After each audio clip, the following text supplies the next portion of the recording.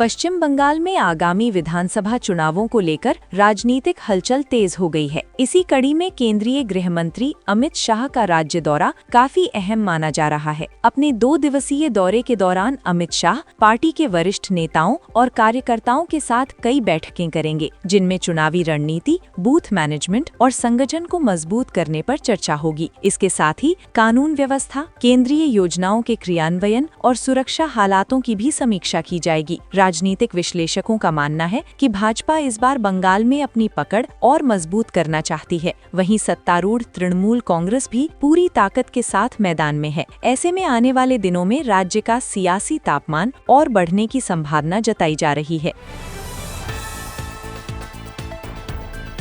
भारत के लिए ये एक ऐतिहासिक उपलब्धि मानी जा रही है। ताज़ा आर्थिक आंकड़ों के अनुसार भारत ने जापान को पीछे छोड़ते हुए दुनिया की चौथी सबसे बड़ी अर्थव्यवस्था का दर्जा हासिल कर लिया है। मजबूत जीडीपी ग्रोथ, नियंत्रित महंगाई और बढ़ते निवेश के चलते भारत इस समय एक संतुलित आर्थिक दौर से गुजर रहा है, जिसे विशेषज्ञ गोल्डीलॉक्स फेज भी कह रहे हैं। सरकारी नीतियों, इंफ्रास्ट्रक्चर पर बढ़ते खर्च और डिजिटल इकोनॉमी के विस्तार ने इस उपलब्धि में अहम भूमिका निभाई है। अंतर्राष्ट्रीय मुद्रा कोष (IMF) की रिपोर्ट के मुताबिक आने वाले वर्षों में भारत की आर्थिक रफ्तार और तेज हो सकती है, जिससे देश वैश्विक मंच पर और मजबूत स्थिति में दिखाई देगा। आज की प्रमुख राष्ट्रीय और अंतर्राष्ट्रीय खबरों में कई अहम घटनाएं शामिल रहीं। बांग्लादेश की पूर्व प्रधानमंत्री खालिदा जिया के निधन पर प्रधानमंत्री नरेंद्र मोदी ने गहरा शोक व्यक्त किया और इसे दक्षिण एशिया की राजनीति के लिए बड़ी क्षति बताया। वहीं देश के कई हिस्सों में कड़ाके की ठंड और घने कोहरे का असर लगातार बना हुआ है। उत्तर भारत के राज्यों में विजिबिलिटी बेहद कम होने के कारण सड़क, रेल और हवाई यातायात प्रभावित हुआ है। कई ट्रेनों और फ्लाइट्स को रद्द या डाइवर्ट किया गया है। प्रशासन ने लोगों से सतर्क रहने और अनावश्यक यात्रा से बचने की अपील की है। मुंबई के भांडुप इलाके में एक बड़ा सड़क हादसा सामने आया है, जहां एक बेस्ट बस अचानक नियंत्रण खो बैठी और पीछे की ओर तेजी से चलते हुए कई राहगीरों को चपेट में ले लिया। इस दर्दनाक हादसे में कई लोग गंभीर रूप से घायल हो गए, जबकि कुछ की मौत की भी आशंका जताई जा रही है। घटना के बाद मौके पर अफरा तफरी मच गई और स्थानीय लोगों ने तुरंत पुलिस और एम्बुलेंस को सूचना दी। घायलों को नजदीकी अस्पताल में भर्ती कराया गया है। पुलिस ने मामले की जांच शुरू कर दी है। उत्तर प्रदेश के गाजियाबाद में इस समय ठंड ने रिकॉर्ड तोड़ दिया है। तापमान हरिद्वार से भी नीचे चला गया है, जिससे लोगों को कड़ाके की सर्दी का सामना करना पड़ रहा है। सुबह और देर रात घना कोहरा छाया रहने के कारण सड़कों पर वाहन रेंगते नजर आ रहे हैं। मौसम विभाग ने ऑरेंज अलर्ट जारी किया है और आने वाले दिनों में ठंड और बढ़ने की संभावना जताई है। ठंड के चलते स्कूलों के समय में बदलाव किया गया है और प्रशासन ने बुजुर्गों और बच्चों को विशेष सावधानी बरतने की सलाह दी है।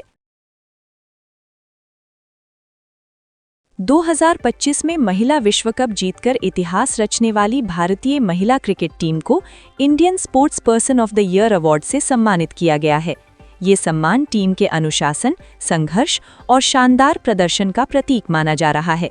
इस जीत ने न सिर्फ महिला क्रिकेट को नई पहचान दी है, बल्कि लाखों युवतियों को खेल के क्षेत्र में आगे बढ़ने की प्रेरणा भी दी है।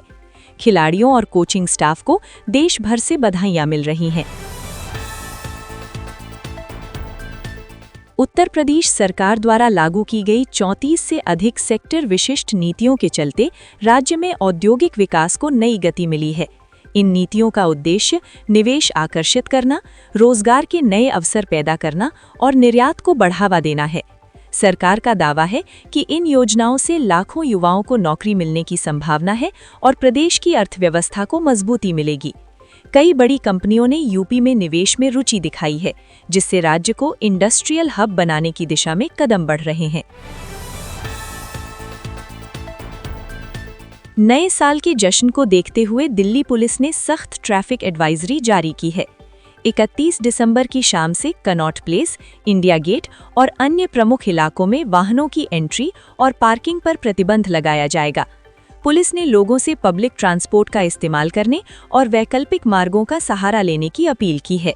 सुरक्षा के मद्देनजर अतिरिक्त पुलिस बल की तैनाती की जाएगी ताकि नए साल का जश्न सुरक्षित तरीके से मनाया जा सके। केंद्र सरकार ने प्रधानमंत्री उज्ज्वला योजना के तहत लाभार्थियों को बड़ी राहत दी है। सरकार ने साफ किया है कि उज्ज्वला योजना के अंतर्गत आने वाले परिवारों को रसोई गैस सिलेंडर पर मिलने वाली सब्सिडी आगे भी जारी रहेगी। इस फैसले से खास तौर पर गरीब और मध्यम वर्गीय परिवारों को राहत मिलेगी, जो बढ़ती महंगाई से जूझ रहे हैं। सरकार का कहना है कि इस योजना का उद्देश्य महिलाओं को धुएं से मुक्ति दिलाना और स्वच्छ ईंधन को बढ़ावा देना है। सरकारी नौकरी की तैयारी कर रहे युवाओं के लिए अच्छी खबर है। भारतीय रेलवे ने विभिन्न जोन में हजारों पदों पर भर्ती के लिए आवेदन प्रक्रिया शुरू कर दी है। इन भर्तियों में ग्रुप सी और टेक्निकल पद शामिल हैं। इच्छुक उम्मीदवार रेलवे की आधिकारिक वेबसाइट के माध्यम से आवेदन कर सकते हैं। चयन प्रक्रिया में लिखित परीक्षा, दस्तावेज सत्यापन और मेडिकल टेस्ट शामिल होगा। उम्मीदवारों को सलाह दी गई है कि वे अंतिम तारीख से पहले आवेदन पूरा कर लें।